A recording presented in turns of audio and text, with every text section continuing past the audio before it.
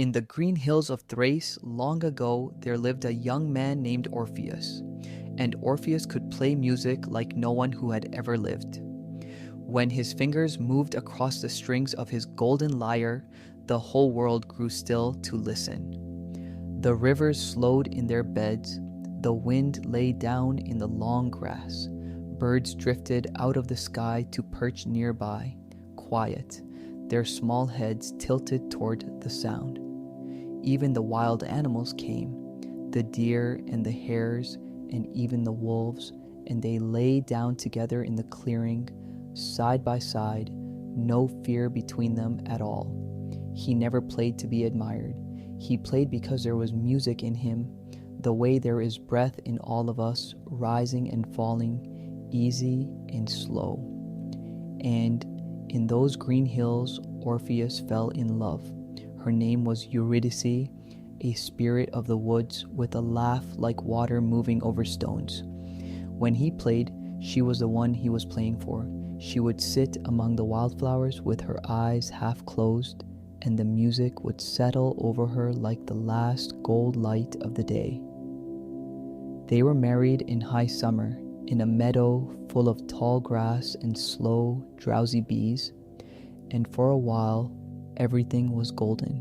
The warmth of the late sun, the hum of the bees far off, the two of them walking hand in hand through the long grass, in no hurry at all.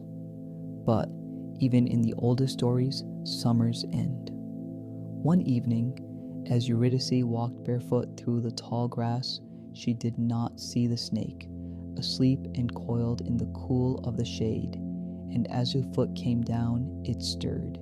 It was over quickly and quietly. She felt only a small, sharp thing, like a thorn, and then a soft, spreading heaviness, gentle as sleep itself. She lay down in the grass.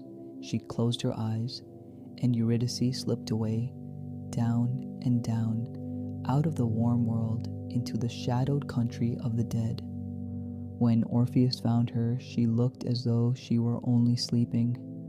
He sat beside her a long time in the falling dark, and then at last he took up his lyre and played his grief, a song so full of sorrow and so beautiful that the hills themselves seemed to mourn along with him.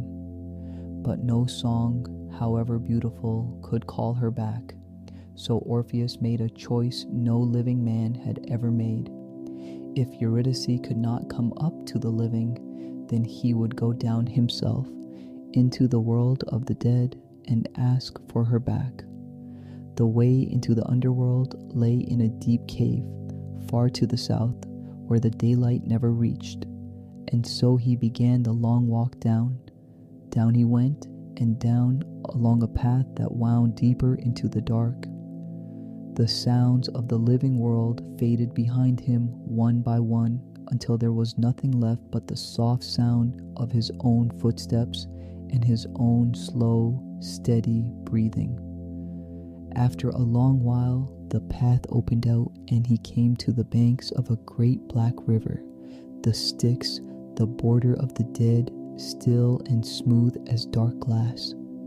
Out of the mist came a narrow boat and an old ferryman named Charon, who carried no living man.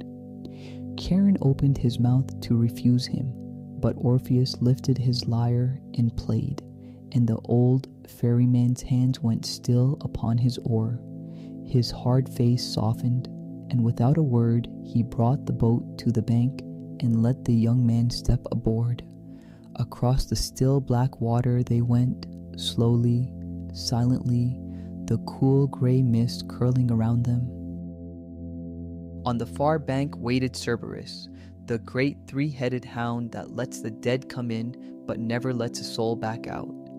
3 great heads lifted, 3 low growls began, and Orpheus played something very soft, a lullaby almost, the kind of slow, low song you might hum to a child who cannot sleep. And one by one, the 3 great heads grew heavy. The growling faded to a warm rumble. 6 huge eyes blinked slowly and slowly closed, and the great guardian lay down and fell fast asleep, his enormous sides rising and falling, deep and slow. Orpheus stepped quietly past him into the wide gray fields of the dead. They stretched farther than he could see, dim and endlessly still, pale flowers growing colorless in the twilight, and everywhere the souls of the departed drifting slowly, quiet as mist over a lake at dawn. There was no fear in that place, it was only quiet, endlessly, softly quiet. A place where everything, at the very last, was finally allowed to rest. At the heart of that country stood a great dark hall and 2 thrones, Hades, the solemn king of the dead, and beside him his queen, Persephone. Orpheus stood before them, a small living figure in that vast shadowed hall, and he played, and this time he also sang. He sang of Eurydice, of the green meadow and the high summer and the slow bees. He sang of her laugh, like water over stones, and he sang that every living thing comes down here in the end, that he was asking only to be with her again a little sooner or a little later, as all souls one day are. The great hall was very still, and then something happened that had never happened in all the long ages of that place. Persephone, the queen, wept, and even Hades, old and solemn and stern, felt something soften deep inside him, like ice at the first warm breath of spring. He was quiet a long moment, and then in a low voice he said, "Let her go with you." But there was one condition. She would follow behind him all the way up to the world of the living, but he must not look back at her, not once until they had both stepped into the sunlight. He must simply trust that she was there. And so Orpheus turned and began the long climb back toward the light, with Eurydice following somewhere behind him, silent in the dark. And this was the hardest part of the whole journey, because he could not see her, he could not hear her footsteps, for the dead move without a sound. He had only the promise that she was there, and with every step a small voice whispered, "What if she isn't there at all? What if you are climbing all this way, alone?" But he walked on, and he did not look back, step after slow and patient step. The light grew ahead of him, slowly, so very slowly, the first gray glow of the living world, the mouth of the cave, the pale dawn beyond. And it was there, one single step from the sunlight, that the doubt grew too heavy to carry. He only wanted to be sure. He only wanted to see her face just once. And so, one step from the light, Orpheus turned and looked back, and she was there. For one moment he saw her eyes meeting his, soft and full of love, and then, gently, she began to fade, backward, softly, the way a dream slips away in the first moment of waking. She lifted one hand toward him. She was not angry. She whispered one last word, so faint he could barely hear it. Farewell, and then the darkness folded quietly around her, and she was gone, back down into the long, soft quiet of the dead. He had been one single step too soon.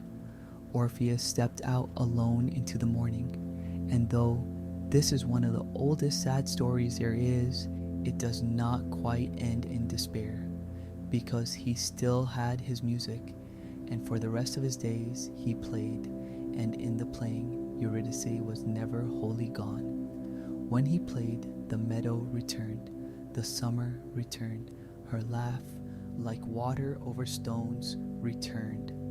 And the old storytellers say that in the end, when Orpheus too came down at last to that quiet country, as every soul does, the two of them were found again among the peaceful gray fields, and they walk there still, they say, together among the pale flowers in no hurry at all. He no longer needing to look back, because now she is always beside him.